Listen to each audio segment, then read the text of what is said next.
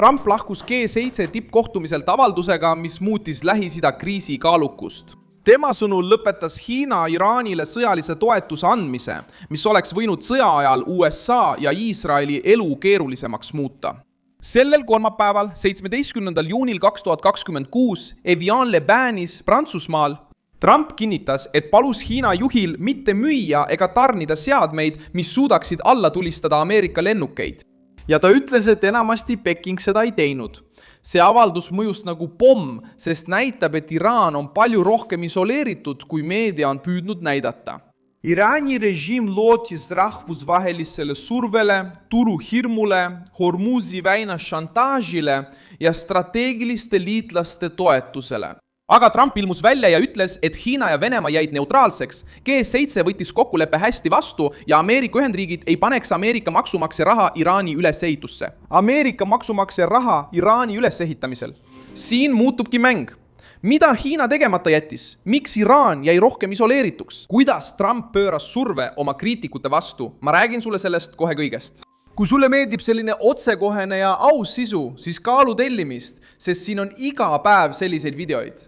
Trump ütles, et tal oli pikk vestlus Xi Jinpingiga ja ta esitas oma palve lihtsalt. Hiina ei tohiks anda Iraanile sõjalist varustust, mis võiks raskendada Ameerika sõjalist operatsiooni. President ütles, et Pekingil oli võime müüa süsteeme, mis suudavad lennukeid alla lasta, kuid ta palus, et seda ei juhtuks. Trumpi sõnul võttis Xi selle sõnumi kuulda ja enamasti ei jätkanud sellise toetusega. See avaldus on uudise keskmes, sest see lükkab ümber idee, et Iraan oli ümbritsetud liitlastest, kes olid valmis jõuliselt konflikti sekkuma. Hiina neutraalsus tugevdab samuti Ameerika otsuse strateegilist külge. Hiina teab, et avalik toetus Iraanile võiks tuua majanduslikke kulusid, diplomaatilisi riske ja otseseid pingeid Washingtoniga. Trump kasutas just seda punkti ära. Avalikult öeldes, et ta tänab Xi'd neutraalseks jäämise eest, pani ta Pekingi kogu maailma silme all tähelepanu alla. Trump tänas avalikult ja samal ajal sidus poliitiliselt Hiina sellega, et nad ei toetaks Iraani režiimi. Trump tänas samuti Vladimir Putinit selle eest, et ta jäi neutraalseks. See avaldus ei tähenda pimedat usaldust Venemaa vastu, vaid näitab, kui isoleeritud Iraan tol hetkel oli. Iraan lootis, et tema traditsioonilised partnerid loovad diplomaatilise müüri Ameerika Ühendriikide vastu. Selle asemel ilmus Trump välja ja ütles, et kaks suurriiki, kes võiksid olukorra palju keerulisemaks muuta, ei teinud seda sammu. Leppe Iraaniga sai G7 kohtumisel hoogu juurde, sest seda esitleti kui väljapääsu, mis säilitab surve ja väldib majanduskatastroofi. Trump ütles, et maailma liidrid, kes temaga rääkisid, olid edusammuga rahul. Ameerika president sulges samuti ukse süüdistusele, mis tema kohta ringles. Nimelt, et Ameerika Ühendriigid kasutaksid avalikku raha Iraani ülesehitamiseks. Trump eitas, et Ameerika maksumaksja hakkaks režiimi vabastama. Mainitud ülesehitamine puudutab tohutuid kahjusid, kus Trump rääkis enam kui $1 triljoni suurusest kahjumist ja 15-20 aasta pikkusest teest, et taastada hävitatud vara. Tingimus oli selge. Kui Iraan käitub korralikult, võib ta meelitada erainvesteeringuid. Kui ta ei käitu, tabatakse teda uuesti. See ähvardus rünnakuid uuesti alustada oli veel üks otsustav punkt. Ta ütles, et kui Iraan ei täida kokkulepet, võivad Ameerika Ühendriigid pommitamisi jätkata. See seab režiimi ebamugavasse olukorda. Teheran peab oma sisemisele toetajaskonnale mingisugust võitu näitama, kuid nüüd tegutseb ta selle ettepaneku alusel. Ta ütles, et kui valitsus on Iraani valitsus, siis ta ei öelnud, et nõutud Iraani valitsus. Ta ütles, et valitsus võib teha nõutud Iraani nõudmisi Hiina ja Venemaa ning võime taastada sõjaline jõud. Sellisel kujul kokkuleppe näib olevat jälgitav vaherahu, kusjuures igal Iraani katsel protsessi petta on kõrge hind. Trump kasutas veel Soleimani juhtumit, et vastata kriitikutele, kes nõuavad pidevaid pommitamisi ja püüavad näida temast karmimad. Ta meenutas, et just tema andis käsu Iraani kindrali kõrvaldamiseks ja väitis, et Soleimani puudumine avas tee praegusele kokkuleppele. Nõue. See on vormistatud kui jälgitav vaherahu, kus iga katse maksab kõrget hinda nõudjale. nõudjale. Sellises vormis kokkulepe on nõudjale. Režiim pole kunagi suutnud seda tegelikult asendada. See kõne oli suunatud korraga kahe grupi vastu. Vasakpoolsete vastu, kes süüdistavad Trumpi sõjalise pinge tõstmises, ja ka kullide vastu, kes ütlevad, et ta peaks pommitama. Ilma peatumata püüdis Trump võtta karmi kesktee. Tema oli see, kes kõrvaldas Soleimani, aga samuti on tema see, kes otsustab, millal peatuda. Samal ajal läks Trump vastamisi meediaga, kes püüdis kujutada kokkulepet kaotusena. Vastates ABC Reporterile nimetas ta telekanalit valeuudiste levitajaks ja andis selgelt mõista, et ta ei aktsepteeri etteantud narratiivi. Selle asemel, et seletada väidetavat järeleandmist, esitab ta kombinatsiooni sõjalisest survest, diplomaatilisest isoleerimisest ja Ameerika rahakoti kaitsmisest.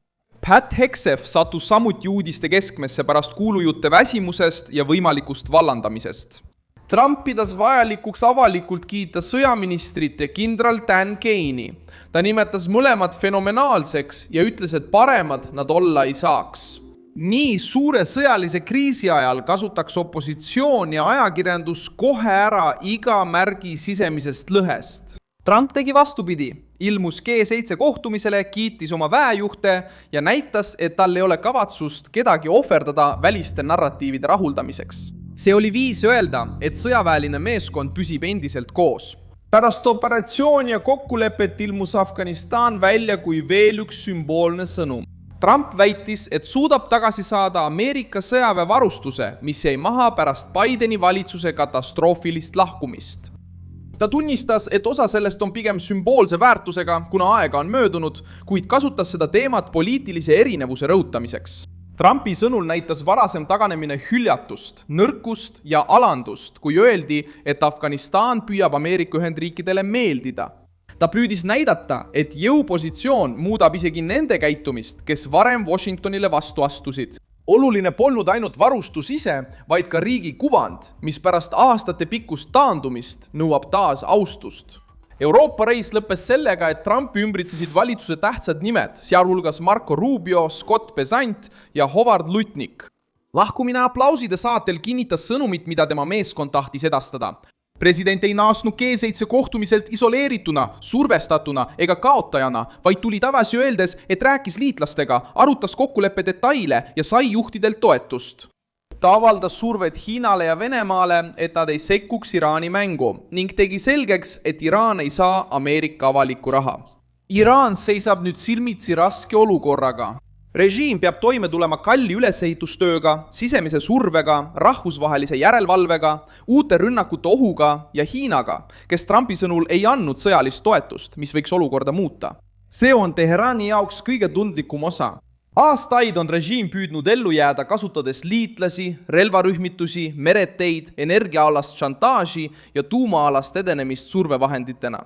Nüüd ütleb Trump, et tal õnnestus osa sellest mängust peatada, ilma Ameerika raha lauale panemata. G7 juhtide reaktsioon aitab Trumpil samuti sisekriitikaga toime tulla. Kokkulepe võib siiski Ameerika kongressis ja nende seas, kes kahtlustavad igasugust läbirääkimist Teheraniga, vastupanu kogeda. Sellegipoolest annab rahvusvaheliste liidrite avalik toetus presidendile tugeva argumendi. Sõda ei lõppenud nõrkuse tõttu, vaid sellepärast, et Iraanile avaldati piisavalt survet, et nad oleksid sunnitud lahendusega nõustuma.